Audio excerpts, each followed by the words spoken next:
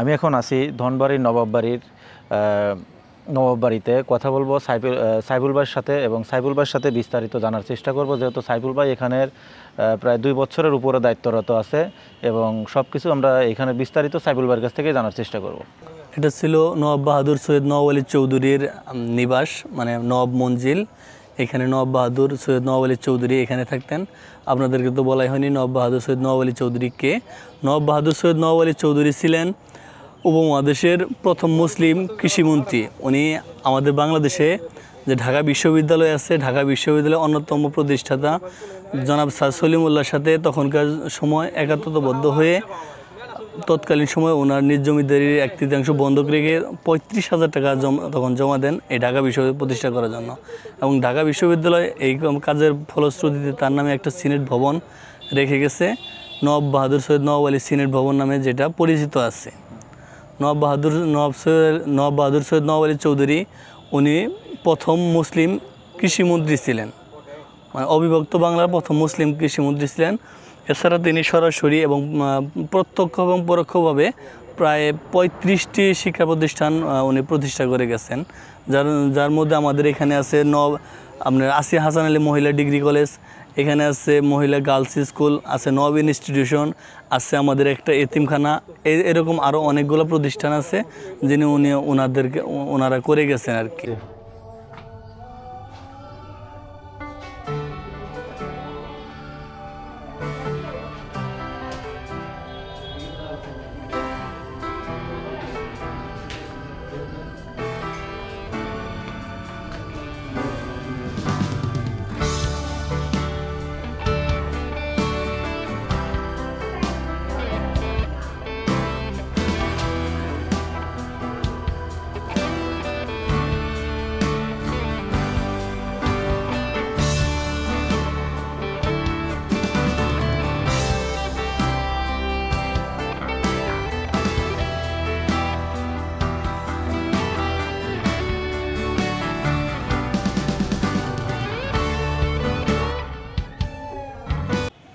আপনারা যখন প্রথম গেট দিয়ে ঢুকলেন, প্রথম গেট, তার পশ্চিম পাশে যে বিল্ডিংটা দেখলেন ওটা হলো নবাবের কাচারি ঘর বা প্রশাসনিক কার্যালয়, যেখানে উনি বসে বিচার সালিশ করতেন এবং সকল প্রকার খাজনা আদায় করতেন। বর্তমানে ওইটা আমাদের কমিউনিটি সেন্টার হিসেবে ভাড়া দেওয়া হয়। আর এইদিকে আছে একটা সৌন্দর্যপূর্ণ মসজিদ, যে মসজিদটা প্রায় 700 বছরের পুরাতন। এই মসজিদে শুয়ে আছেন নবাব বাহাদুর সৈয়দ নওয়াব আলী চৌধুরী এবং তার পূর্বপুরুষগণ।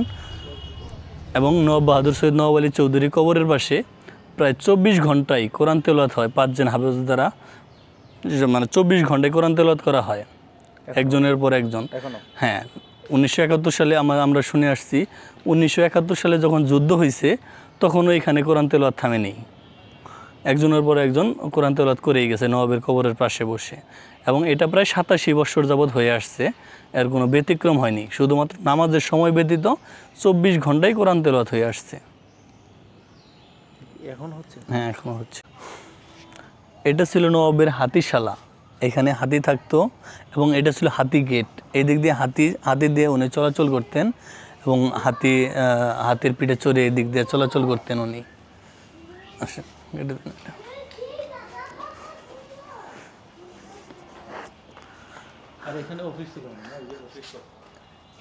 এখন এটা আমাদের অফিস কক্ষ। আমরা এখন যারা বসি এখানে আজ কর্মচারী আছি, আমরা আমাদের অবসর সময়টা এখানে একটু কাটাই। না, এটা আগে অফিস কক্ষ ছিল না, হয়তো বা নায়েবদের কোনো কিছু ছিল যেটা আমাদের জানা। নবাবী প্রথা যখন চলে যায়, যখন এটা পরিত্যক্ত অবস্থায় ছিল, তখন এটা আমাদের বর্তমান যে মালিক যারা আছে, মালিক পক্ষ যারা আছে, তারা এটাকে রিকভারি করে এটাকে একটা রিসোর্ট হিসেবে প্রতিষ্ঠা করে। তখনকার সময় রিসোর্ট হিসেবে প্রতিষ্ঠা করে এবং কিছু নতুন করে বিল্ডিং যেগুলো তৈরি করে, নতুন করে কিছু বিল্ডিং তৈরি করে ওইগুলো গেস্ট রুম হিসেবে বা গেস্ট হাউস হিসেবে ভাড়া দেওয়ার জন্য। তার মধ্যে আমাদের একটা বাংলো আছে, একটা ভিলা আছে এবং কটেজ আছে, এবং ওই পাশে আমাদের একটা কাচারি ঘর আছে।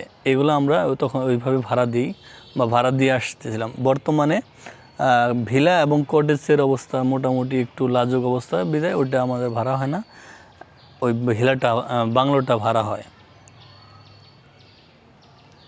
এগুলোই চাও। হুম। 1200 বছর আগের পুরনো একটা আয়না। Hey. Hello. কি একাই আসছো?